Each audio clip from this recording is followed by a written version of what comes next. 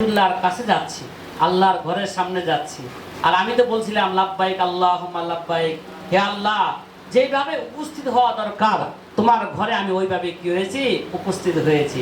লাব্বাইক আল্লাহুম্মা লাব্বাইক, লাব্বাইক লা শারীকা লাক লাব্বাইক, ইন্নাল হামদা ওয়ান নি'মাতা লাকা ওয়াল মুলক লা শারীকা লাক। সকল প্রশংসা, সকল নিয়ামত, এই রাজত্ব একমাত্র কার বলেন? আল্লাহ। আল্লাহ, তোমার কোনো কি নাই, শরীক নাই। সবকিছু তোমার, নিয়ামত তোমার, প্রশংসা তোমার, রাজত্ব তোমার, তোমার কোনো শরীক নাই। আমি তোমার হুকুম পালন করার জন্য যেইভাবে উপস্থিত হওয়া দরকার ছিল, হে আল্লাহ, আমি তোমার ঘরে উপস্থিত হয়েছি। তুমি আমার দুনিয়া আখিরাতের সকল কল্যাণ তুমি আমাকে দান করো। এরপরে আমরা আস্তে আস্তে আমরা হাজরে আসওয়াদের বরাবর যাব। সবুজ বাতি দেখবেন, হাজরে আসওয়াদ পাথর, জান্নাতি পাথর। এইটা বাইতুল্লাহর পূর্ব এবং দক্ষিণ কোণার। পূর্ব এখন কি বাইতুল্লাহর পূর্ব এবং দক্ষিণ কোণার মধ্যে সে হাজরে আসওয়াদ পাথরটা লাগানো আছে। যদি ওইটাও বুঝতে না পারেন দিক, কমপক্ষে দেখবেন যে সবুজ বাতির বরাবর আছে। কি আছে? সবুজ বাতি আছে। সবুজ বাতি যেই বরাবর আছে, বরাবর এই কোণার মধ্যে হাজরে আসওয়াদ পাথর আছে। তার আপনার তো আগেও সুসংবাদ দিয়েছি, আমরা যে সময়ে যাচ্ছি ওই সময় হাজরে আসওয়াদের একেবারে কাছে থেকে তওয়াফ করতে পারবো, হাজরে আসওয়াদ পাথরকে চুমা দিতে পারবো। আমরা যখন সবুজ বাতি বরাবর যাব, যাবার পরে হজের দ্বিতীয় উমরার দ্বিতীয় ফরজ মানে তওয়াফ করা। হাদিসের মধ্যে আছে যে যে আল্লাহর ঘরকে তওয়াফ করা, কোরআনের মধ্যে আছে, আর তোমরা কি করো, আল্লাহর ঘরকে তোমরা কি করো, তওয়াফ করো। তা আমরা তো আলহামদুলিল্লাহ তওয়াফ করব। তওয়াফ এটা ফরজ। তওয়াফ এটা কি? এটা ফরজ। এই তওয়াফটা করতে যায় অনেক মানুষ ভুল করে। এটা অনেক উলামায়ে কেরামও জানেন না, হ্যাঁ, আর সাধারণ মানুষ তো কোনো প্রশ্নই আসে না যে এই তওয়াফ ফরজ একটা কাজ, কিভাবে করব। আমরা শুরু করব কোথা থেকে বলেন তো? হাজরে আসওয়াদ পাথর বরাবর থেকে বা সবুজ বাতি বরাবর থেকে আমরা তওয়াফ শুরু করব। আবার এই হাজরে আসওয়াদ পাথর যখন এখানে আসব, এখানে আমার তওয়াফ কি হবে, শেষ হবে। 7 চক্কর দিলে আমার তওয়াফ কি হবে, শেষ হয়ে পূর্ণ হয়ে যাবে। আমরা যখন তওয়াফ শুরু করব, মনের মধ্যে আমাদের নিয়ত আছে, এই যে ফরজ তওয়াফ কি করতেছি, তারপরও বাইতুল্লাহর ওই বরাবর দাঁড়িয়ে দুই হাতকে ওই হাজরে আসওয়াদ বরাবর রেখে আমরা বলো বিসমিল্লাহ আল্লাহু আকবার ওয়ালিল্লাহিল হামদ, বিসমিল্লাহে আল্লাহু আকবার। এইভাবে বলার পরে আমি তওয়াফ শুরু করব। পুরা তওয়াফের জায়গাকে আরবিতে বলা হয় মাতাফ। কি বলা হয় আরবিতে? আপনারা বাংলাতে বই পড়ছেন, মাতাফ পড়ছেন। পুরা এই তওয়াফের জায়গাটাকে বলা হয় মাতাফ। পুরা জায়গাটাই দোয়া কবুলের জায়গা। কি বললাম? পুরা জায়গাটাই দোয়া কবুলের জায়গা। সাফা পাহাড় দোয়া কবুলের জায়গা, মারওয়া পাহাড় দোয়া কবুলের জায়গা, মিনার ময়দান দোয়া কবুলের জায়গা, আরাফাতের ময়দান দোয়া কবুলের জায়গা, মুজদালিফার ময়দান দোয়া কবুলের জায়গা। আপনি কোন জায়গায় গিয়েছেন? সারা বিশ্বের সবচেয়ে উত্তম জায়গা যেখানে গিয়েছেন, আল্লাহ পাক আপনাকে সেখানে নিয়েছে। ওই জায়গায় দোয়া কবুলের জায়গা। আমরা বাংলাতে পারি, আরবিতে পারি, ও কোরআন সুন্নাহর যত দোয়া যদি মুখস্থ করতে পারে আলহামদুলিল্লাহ ভালো, না করতে পারলে কোনো সমস্যা নাই। কমপক্ষে এই দোয়াটা মুখস্থ রাখবেন তওয়াফ চলাকালীন, রব্বানা আতিনা ফিদ দুনিয়া হাসানা ওয়া ফিল আখিরাতি হাসানা ওয়া কিনা আযাবান নার। যে এই দোয়াটা পুরা জায়গাটাই দোয়া কবুলের জায়গা।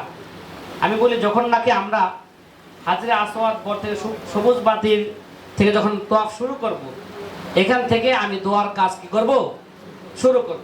কিন্তু হয়তো 2-4-5 কদম অগ্রসর হইলেই যে বাইতুল্লাহর যে দরজা আছে, দরজা এবং হাজরে আসওয়াদের মাঝখানে যে জায়গাটা আছে, এই জায়গাটা মুলতাজাম। উলামায়ে কেরাম এই জায়গাটা কি বলা হয় বলেন? বাইতুল্লাহ যে দরজা, দরজার শুরু এদিক দিয়ে আর হাজরে আসওয়াদ পাথরের মাঝখানে যে জায়গাটা আছে, অল্প জায়গা, এই জায়গাটাকে বলা হয় মুলতাজাম। এই জায়গাটাও দোয়া কবুলের জায়গা। এই জায়গাটাও কি বিশেষভাবে এখানে এই বরাবর আসলো, আপনারা দোয়া করতে ভুলবেন না। যা সব জায়গায় দোয়া করবেন, কিন্তু এই জায়গাটাও দোয়া কবুলের কি জায়গা। একটু পরে হাঁটতে হাঁটতে যখন যাবেন মাকাম ইব্রাহিম পড়বে, এরপরে যখন এদিকে একটু ঘুরবেন বাম দিকে, এটা হচ্ছে হাতিমে কাবা। হাতিমে কাবা এটা কাবারই অংশ, কাবার ইতিহাসের মধ্যে কাবারই অংশ। এর দেখুন বরাবর উপরে দেওয়া আছে মিজাবে রহমত। মিজাবে রহমত ও দোয়া কবুলের জায়গা। ওই বরাবর যখন আসবেন, হ্যাঁ পানি পড়ে যেখানে, এটা বিশেষভাবে দোয়া কবুলের জায়গা। ওইখানে আমরা চলন্ত অবস্থায় আমরা দোয়া করতে থাকবো। এটা বাংলাতে বলেন, আরবিতে বলেন, যেই ভাষায় বলেন, আল্লাহ তাআলা সকল ভাষায় আল্লাহ বুঝেন এবং আল্লাহই তো শিক্ষা দিয়েছেন আমাদের। এভাবে ঘুরতে ঘুরতে ঘুরতে ঘুরতে যখন নাকি হাজরা আসওয়াদের কোনার আগের যে কোনাটা, এই কোনাটা বলে রুকনে ইয়ামানি। কি বলে এই কোনাটা? রুকনে ইয়ামানি। এইখানেও আপনি আসলে এখানে হাত দিয়া ইশারা করতে পারবেন, বিসমিল্লাহ আল্লাহু আকবার বলতে পারবেন। বলা এত জরুরি না, বলতে পারবেন। এই জায়গায় সিনা ঘুরাইতে পারবেন। একটা মাসলার সামনে আসতেছে, এই জায়গায় সিনা কি করতে পারবেন? ঘুরাইতে পারবেন। এই জায়গা থেকে নিয়ে হাজরা আসওয়াদ পর্যন্ত এই জায়গাটার মধ্যে বিশেষভাবে হাদিসে এই দোয়াটা এসেছে, রব্বানা আতিনা ফিদ দুনিয়া হাসানা ওয়া ফিল আখিরাতি হাসানা ওয়া কিনা আযাবান নার। এই দোয়ার সাথে আমরা আরেকটু বাড়াই, ওয়াদখিলনাল জান্নাতা মাল আবরার ইয়া আজিজু ইয়া গফফার ইয়া কারীম ইয়া সাত্তার ইয়া রহিম ইয়া জাব্বার বিরহমাতিকা ইয়া আরহামার রাহিমিন। কমপক্ষে ওই দোয়াটা পড়েন, রব্বানা আতিনা ফিদ দুনিয়া হাসানা ওয়া ফিল আখিরাতি হাসানা ওয়া কিনা আযাবান নার। রুকনে ইয়ামানি থেকে নিয়ে হাজরে আসওয়াদ পর্যন্ত আমরা এই দোয়াটা কি করব? পাঠ করব। একটা মাসালা আপনাদেরকে বলি, যে একটা মাসালা হলো যে হাদিসের মধ্যে আছে আত-তাওয়াফু মিসলুস সালাত। হাদিসে কি আছে? আত-তাওয়াফু মিসলুস সালাত। তাওয়াফ হচ্ছে নামাজের মতন। তাওয়াফ হচ্ছে নামাজের মতন। নামাজ যখন আমরা দাঁড়াই, আমাদের সিনা কি বাইতুল্লাহ থেকে ঘুরে যায়? বলেন তো, আমরা তো পূর্ব দিকে আছি বাইতুল্লাহ, আমরা সবসময় পশ্চিম দিকে কি রাখি? নামাজরত অবস্থায় আমাদের সিনা ওই দিকেই রাখি।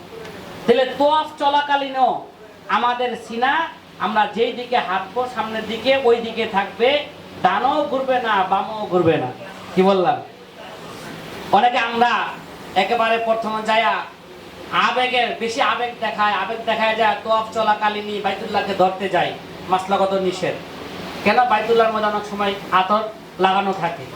ইহরাম অবস্থায় আতর লাগানো কি ব্যবহার করা নিষেধ। এই আবেগ দেখাবো না, দলের সাথে থাকবেন। আপনার যে মুআল্লিম আছেন, উস্তাদ আছেন, উস্তাদ যেভাবে যা করে এইভাবে বলছি না মৃত্যুর মতন, ওইখানে যায়া আপনার মুআল্লিম যেভাবে আপনাকে দিক নির্দেশনা দিচ্ছেন ওইভাবেই চলবেন। চললে সকলের জন্য কি হবে? ভালো হবে। আর তাওয়াফ মিসলুস সালাত, এই জন্য সিনাকে সবসময় সামনের দিকে রাখবেন, আস্তে আস্তে করবেন, বাইতুল্লাহ দিকে করবেন না, অন্য দিকে করবেন না। এটা হচ্ছে তাওয়াফের একটা নিয়ম। যদি সিনা যদি ঘুরে যায়, মোল্লা আলী কারি রহমতুল্লাহ আলাই অনেক বড় মুহাদ্দিস, অনেক বড় মুফাসসির, যাদের কিতাব না পড়লে এখানে যারা উলামায়ে কেরাম আছেন তারা আলেম হতে পারেন না। যে মোল্লা আলী কারি রহমতুল্লাহ আলাই একটা কিতাব লিখছেন, কিতাবুল মানাসিক। কিতাবুল মানাসিকের মধ্যে মোল্লা আলী কারি রহমতুল্লাহ আলাই এই মাসলা বর্ণনা করেছেন যে তাওয়াফ চলাকালীন সিনাকে ঘোরানো যাবে না। সিনাকে কি করা যাবে না? ঘোরানো যাবে না। যদি ঘুরে যায়, যেখান থেকে ঘুরবে ওইখান থেকে আবার নতুন করে কি করবে? শুরু করবে। কত কঠিন মাসালা মনে করেন। খুব সতর্ক থাকতে হবে তাওয়াফ চলাকালীন অবস্থায়।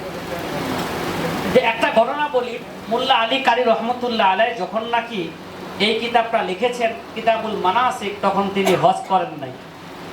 হজ করার আগেই এই কিতাব লিখেছেন। তো মোল্লা আলী কারি রহমতুল্লাহ আলাই যখন নাকি হজে গেছেন, তাওয়াফ করতেছেন, তখন তার তাওয়াফ চলাকালীন মানুষের ভিড়ে ধাক্কায় তার সিনা কি গেছে? ঘুরে গেছে। তখন পিছন থেকে এক ব্যক্তি তাকে ধমক লাগাইছে, হে ভাই, তুমি হজে এসেছো, তাওয়াফ করতেছো, তুমি কি মোল্লা আলী কারির বই কিতাবুল মানাসিকটা পড়ে আসতে পারলে না? এটা কাকে বলতেছে বলেন?